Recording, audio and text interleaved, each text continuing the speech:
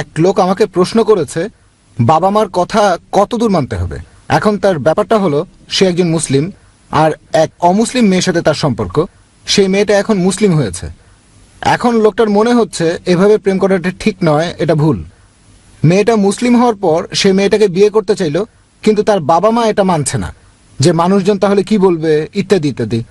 এখন লোকটা বেশ বিপদে পড়ে গেছে, কারণ একবার নবী ইব্রাহিম তার ছেলে ইসমাইলকে বলেছিলেন স্ত্রীকে তালাক দিতে।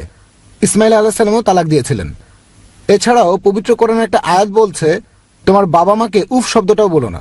এখন সে যদি বাবা মাকে অমান্য করে সেই মেয়েটাকে বিয়ে করে যার সাথে তার সম্পর্ক আছে, এই পরিস্থিতিতে তার কি করা উচিত? ভাই প্রশ্ন করলেন যে বাবা মার কথা কতদূর পর্যন্ত পালন করতে হবে, আর আপনি বললেন যে এক লোকের সাথে এক অমুসলিম মেয়ের সম্পর্ক, সেই মেয়েটা ইসলাম ধর্ম গ্রহণ করেছে, কিন্তু লোকটার বাবা মা বলছে মেয়েটা তো অমুসলিম ছিল, এখন মুসলিম হয়েছে, মানুষ কি বলবে, তার বাবা মা তাকে বাধা দিচ্ছে।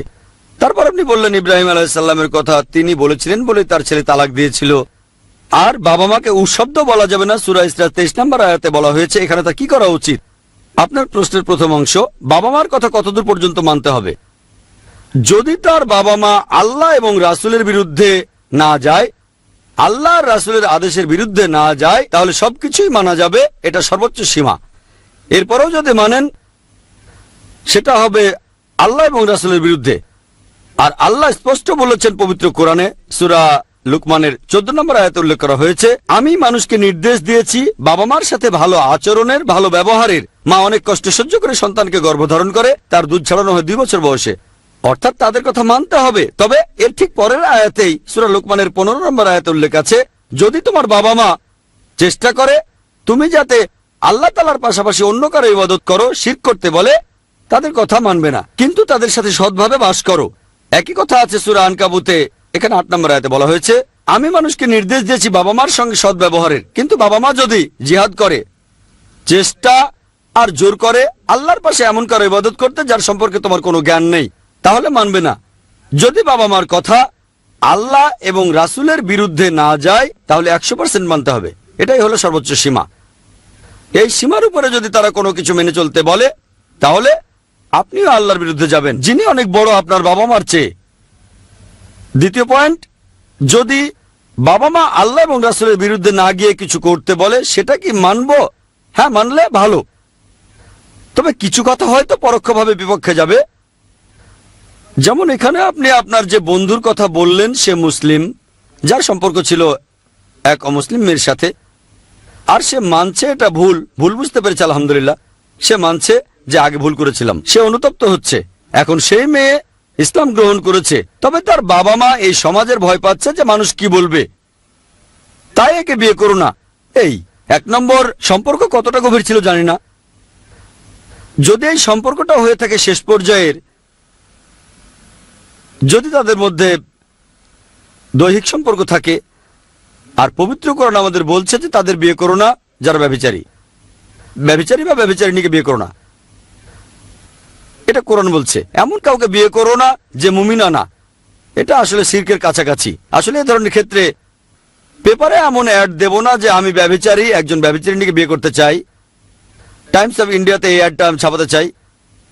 তাই যদি কোনো পাপ করি, মানছি এটা পাপ, তবে মেয়েটা এখন মুসলিম হয়ে গেছে, আমার মতে বিয়ে করতে কোনো সমস্যা নেই। 1 নম্বর পয়েন্ট। অথবা হতে পারে সম্পর্কটা হয়তো শেষ পর্যায়ের না, হয়তো তারা মাঝে মধ্যে এখানে সেখানে বেড়াতে যেত, এটা পাপ, সেও মেনেছে, এর মধ্যে কোনো ভালো কিছু নেই। কিন্তু সেই মেয়ে যদি ইসলামের সৌন্দর্য দেখে মুসলিম হয়ে থাকে, আর যদি মনে করে সে একজন সত্যিকারের মুমিনা, সত্যিকারের মুসলিমা, ইসলাম পালন করে, আর সেই মেয়ে যদি বিয়ের জন্য একই রকমের কোনো পুরুষ খুঁজে না পায়, ছেলেটাকে বিয়ে করতে চাইলো, বাবা মা তখন বাধা দিল যে মানুষজন কি বলবে, সে ভালো মেয়ে না, এজন্য বাধা দিচ্ছে না। আমাদের নবীজি বলেছেন, যখন বিয়ে করবে, যখন জীবন সঙ্গীকে বেছে নেবে, সাধারণত মানুষ 4টা জিনিস দেখে। প্রথম হচ্ছে সৌন্দর্য, দ্বিতীয় সম্পদ, তৃতীয়টা আভিজাত্য, চতুর্থ হলো গুণ। সবচেয়ে সেরাটা গুণ।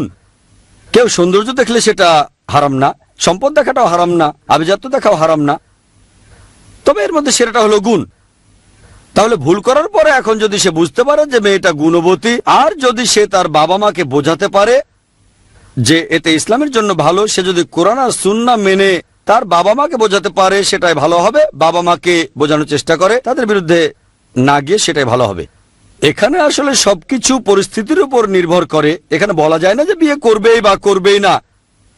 আর নবীর আদেশ নিয়ে যেটা বললেন, নবী ইব্রাহিম তার ছেলেকে বলেছিলেন নবী রাসূলের আদেশ তো মানতেই হবে, কারণ আল্লাহ বলেছেন আতিউল্লাহ ওয়া আতিউর রাসূল। এই যুক্তি এখানে খাটানো যাবে না।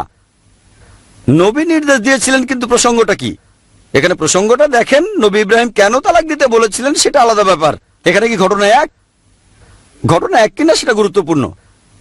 তাহলে প্রসঙ্গ ছাড়া বলতে পারবেন না, আর উহ বলবেন না। হ্যাঁ, উহ বলবেন না। তবে বাবা মা যদি আল্লাহ তাআলার বিরুদ্ধে যেতে বলে তখনও উহ বলবেন না, উহ বলবেন না সুন্দরভাবে। এখানে চেঁচামেচি করবেন না, আল্লাহর বিরুদ্ধে যাব না, এটা ভুল। ভালোভাবে আল্লাহকে মানতে হবে, তোমাদেরও মানতে চাই, তবে আল্লাহর আদেশটা সবার আগে, তারপরে তোমরা। এইভাবে উফ বলবেন না, তার মানে এই না যে সবই মানবেন আপনি। উফ মানে বকাঝকা, এটা করবেন না। যতদূর পারেন মেনে চলেন, যদি আল্লাহ এবং রাসূলের বিরুদ্ধে না যায়। আমি কিন্তু বলছি না যে আপনার বন্ধু সে মেয়েকে বিয়ে করা উচিত। আমি পুরো ঘটনা জানি না, খুঁটিনাটি জিনিসগুলো জানি না, একটা জেনারেল উত্তর দিচ্ছি। যদি সেই মেয়েটা ইসলাম গ্রহণ করে থাকে শুধু LBWর কারণে, লাভ বিফোর ওয়েডিং, আর এভাবে শুধু নামকে বাস্তে মুসলিম হলো, বাবা মা বাধা দিল, ঠিক আছে, আমি বাবা মার পক্ষে।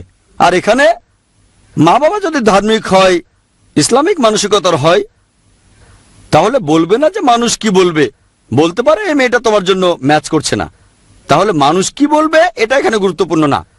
মানুষজন বলে ইসলাম ধর্ম ভালো না, তাহলে কি আমি আমার ধর্ম ত্যাগ করে দেব? মানুষ বলে দাড়ি রাখা ভালো না, তাহলে কি আমি দাড়ি কেটে ফেলবো? মানুষ কি বলে সেটা বড় না, আল্লাহ এবং রাসূল যা বলেন সেটাই হচ্ছে বড়।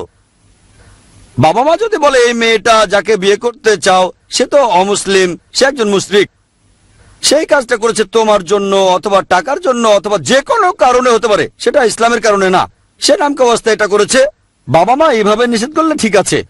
লোকটার এমন কারো কাছে যাওয়া উচিত যিনি এই ব্যাপারে জানেন, আলোচনা করে তারপরে সিদ্ধান্ত নেওয়া উচিত। আশা করি উত্তরটা পেয়েছেন।